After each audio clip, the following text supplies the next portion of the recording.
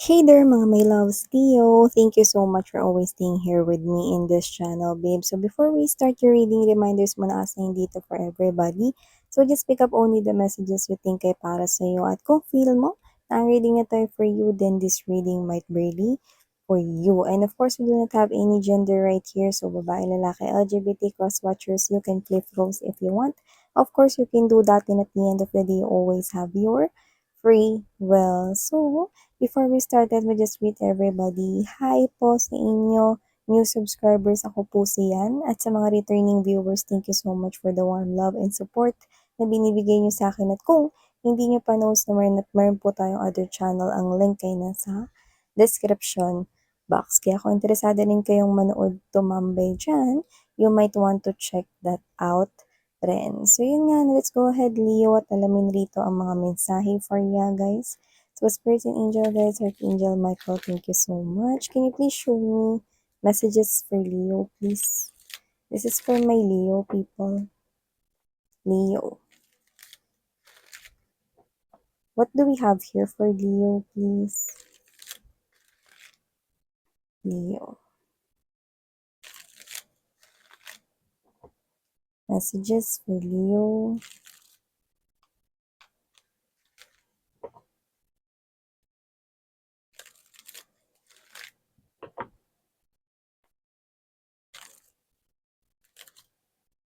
Mga dapat malaman ni Leo, please. Leo.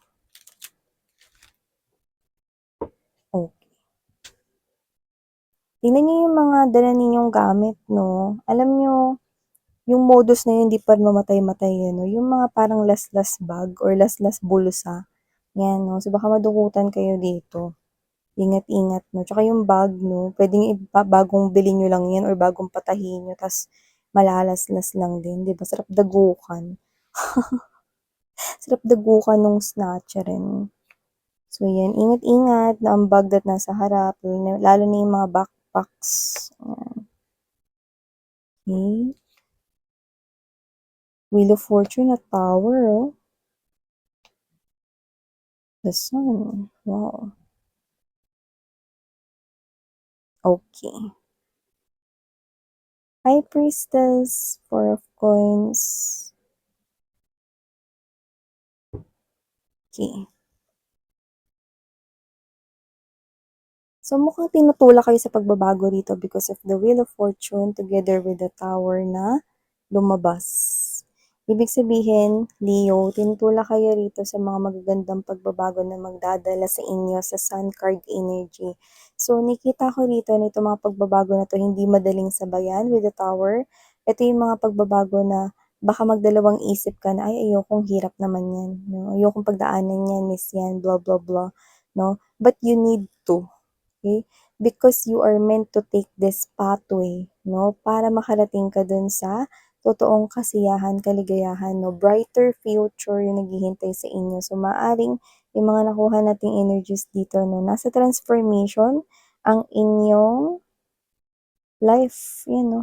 Your life is moving towards greatness, towards success, no? You need to walk away from something here na hindi na nakakabuti sa iyo, no? Ito ay hindi to para sa lahat, pero meron sa inyo na hanggang ngayon hindi niyo pa rin mabitiw-bitiwan yung ex ninyo. At kung sino yung ex ninyo, in-involve kayo nun sa third party situation, no? At player yon. So you need to walk away from that ex, no? At tigilan mo na rin ang paghihintay sa kanya dahil hindi na yun babalik dahil kung sino man yun nakaka-resonate sa party na yun, no? Marami pa siyang line up rito ng mga susunod niyang bibiktimahin, no? So, hindi ko alam, no? Ang dami na nito, siguro lampas 20, yung ex nito, no? So, nakikita ko na yun yung hindi mabitiw-bitiwan ng iba sa inyo, no? So, pwedeng na-fall kayo really hard for that person here. Pero ulitin ko, yung mensahe na yun ay hindi para sa lahat, no? Meron lang dito tayong nakuhang ganun. Okay? So, maliban dyan, nakita rin ako rito, no, na parang meron kayong sitwasyon dito na ang hirap na takasan, hirap na alisan, no? Kailangan magtiis at kailangan rito na parang ilaban. Kung ano man yan, pwedeng trabaho, tinitiis nyo na lang na mag-stay dyan kahit parang may mali na dyan, di na maganda yung yung work ninyo or may mali na sa policy ng kumpanya or hindi na nasusunod dito yung tamang benefits or baka meron na diyang, chaotic na yung ambience or yung environment 'no, puwedeng may bumubully at nakikipagkompetensya sa'yo, puro rival na lang 'no. Pero nananatili ka pa rin diyan sa work na 'yan kasi kailangan mo ng source of, income para mabayaran yung mga utilities and other na dapat bayaran 'no. So, nakikita ko dito na yung payment at yung loans yung parang, major na iniisip mo rito pero pagoda ka na sa work na 'yan, pagoda ka na mag-stay diyan. Yung iba naman puwedeng relationship ito na gusto mo ng alisan kaso nahihirapan ka kasi mahal mo yung person mo. So, puwedeng nagtitiis ka kasi mahal mo siya 'no, siguro iniisip mo na magbabago pa siya kung ano man 'yan 'no. Yung iba kasi bisyo 'yun 'no, anumang bisyo 'yan malawak 'yan, eh, puwedeng pag-iinom, puwede rin naman na ibang bagay 'no, so pagsusugal mga gano'n 'no, pero hindi mo maiwan-iwanan kasi nga mahal mo, lalo na kung kasal kayo. Pero the question is, hanggang kailan kayo magtitiis sa ganyan? Kasi meron kayo ditong pagbabagong kailangan ninyong sabayan. Ngayon, if the universe is pointing you 'no, na kailangan mong paglabanan yung sitwasyon na 'yan 'no, then you need to do it so that you can be able to get to the Sun card energy 'no. Brighter future for you guys 'no. Dito walang pagdududa, dito makakatanggap ka ng tao rito na hindi maghe-hesitate 'no, na mahalin ka 'no. Yung mare-receive mo rin yung klase ng pagmamahal na binibigay mo, okey? Yun yung mare-receive mo at higit pa nga. So, nakikita ko rito 'no, na kayo ito na medyo hindi maganda yung mga nangyayari ngayon sa buhay ninyo, Leo. Pero nakikita ko rito na nagkakaroon ng transformation 'no, sa life mo. Ito yung mga changes na hindi hindi mo inaasahan pero kailangan mangyari sa buhay mo in order for you to see the light, 'di ba? So, dito pagdating naman sa usaping pag-ibig 'no, kung may ka-connect man kayo dito o wala, may nakikita ko ritong person na very sincere sa kanyang offer of love for you. Yung iba puwedeng kayo relationship niyo na siya, yung iba naman puwedeng paparating pa lang siya 'no, pero kung sino man 'to, this person will protect you. This person here will come doon sa time na merong nanliligaw na isa pa sa'yo. Basta meron dito na parang kompetensyon na lumalabas and I think siya yung mahuhuling pumasok or dumating sa buhay mo, if you know what I mean, okey? Kunwari may nauna nanligaw sa'yo, eh, meron pang isa at ito na yung tinutukoy ko rito, 'no? Ito yung worth it na bigyan mo ng chance. Ito yung tinitimpla ng ating bartender na ito, temperance energy, okey, ni universe for your love life here. So, listen to your intuition because the right guy or the right woman is heading his or her way papunta sa'yo.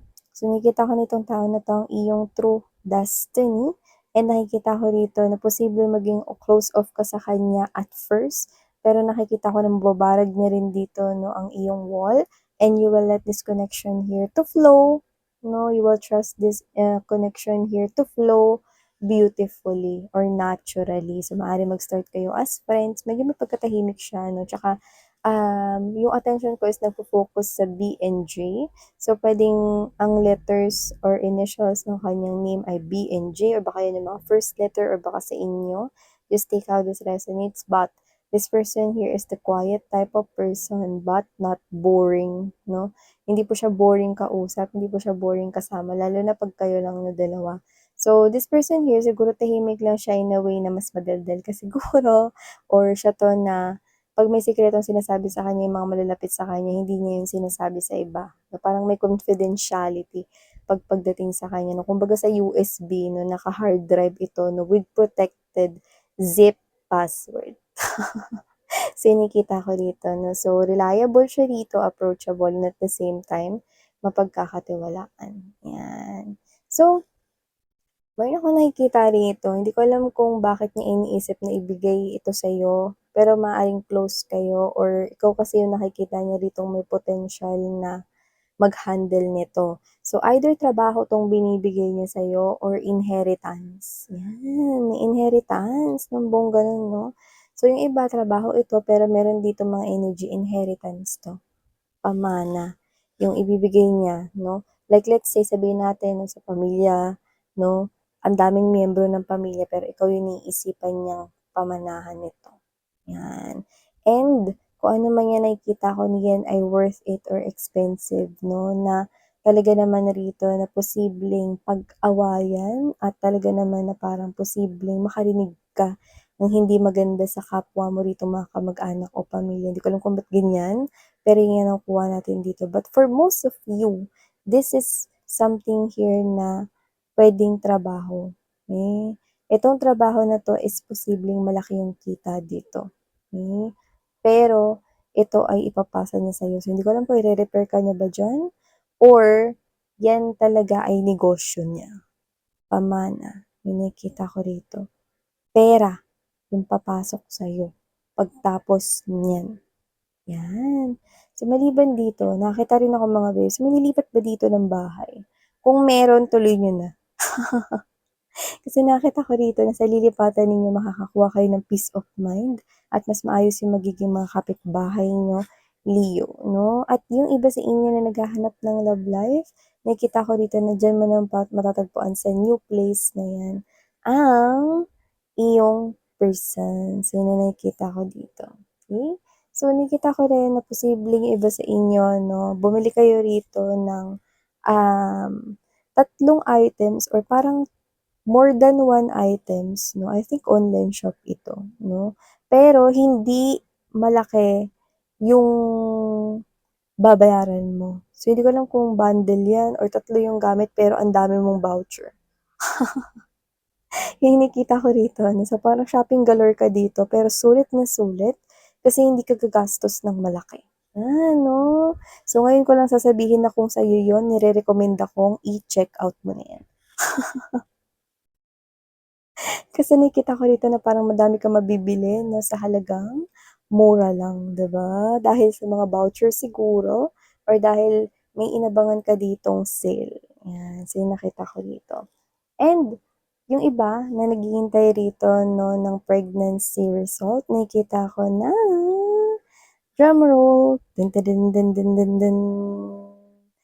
Yan, nakikita ko rito na ikaw ay makaka-receive ng good news because finally, you are now preggy, 'no, or soon to be mom ka na or yung iba soon to be dad na. So, wow, finally, 'no, I'm getting that word finally. So, ibig sabihin posibleng tina-try ninyo 'no, ng asawa mo or ng partner mo 'no, na magkaroon ng baby but, you know, alam naman natin na may perfect timing for that. And I think the perfect timing is about to come. You will receive this very beautiful good news, 'no. Yan ang isa sa pinakamagandang, natatanggap or matatanggap mo ngayong taon, 2024, 'no. Ang pagkakaroon rito ng isang supling na ang tagal niyong hinintay ng partner mo. That might not be resonating to most of you, but I do see happy couple right here waiting for that child, 'no, or for that good news in pregnancy. At ito na nga, iyon, 'no. For some reason 'no, wala naman talaga tayong gender dito pero nakikita ko marami-rami sa inyo, it's a girl. 'Yan, 'no, girl po yung magiging baby ninyo 'no, if this resonates to you, guys. So, maliban dito mga babes 'no, nakikita ko rin dito na ito yung parang klase ng energy na lalapit siya sa inyo, pero wala siyang masyadong sasabihin. Kung sino 'to, I think this is someone here na kasi parang nahihiya sa energy niya or sabihin natin na nininervyos siya. Lalapit siya sa'yo pero wala siya masyadong sasabihin. So, yung pinaka-intensyon niya siguro may sasabihin siya pero pagka nandun na siya malapit sa'yo, hindi niya na yun masabi or hindi niya na yun magawang sabihin kasi nababalutan na siya ng hiya. So, posibleng ito yung energy na baka may gusto 'to sa'yo, pero nakakuha rin ako din ng energy na posibleng may pabor siyang hihingin sa'yo kaya siya nahihiya kasi hindi niya alam kung paano niya yan sasabihin sa'yo. Yan, siguro yan yung pabor niya na mahirap na gawin or baka tinanggihan siya ng iba nung sinabi niya na yan yung pabor na gusto niyang hingin. So yan, nakikita ko dito. Someone here is trying to approach you, pero Yun nga 'no, medyo nahihiya siya rito kasi maaaring meron siyang pabor na hihingin. Posibleng hindi naman kayo close, so baka ganyan yung hiya niya o yung iba naman mga babes na posibleng may gusto ito sa inyo, 'yan. Kasi meron ditong energy ng hindi nakakatulog or hindi nakakapag-isip ng malinaw at maayos. So, posibleng siya ito. Yan. Because someone here is thinking all about you into his or her head or thoughts. So, thank you so much, Leo. These are all the messages para sa'yo, babes. Thank you, Sarang Heo. Muli ako po siya ng inyong psychic medium. Sarang Heo, love and light. Annyeong!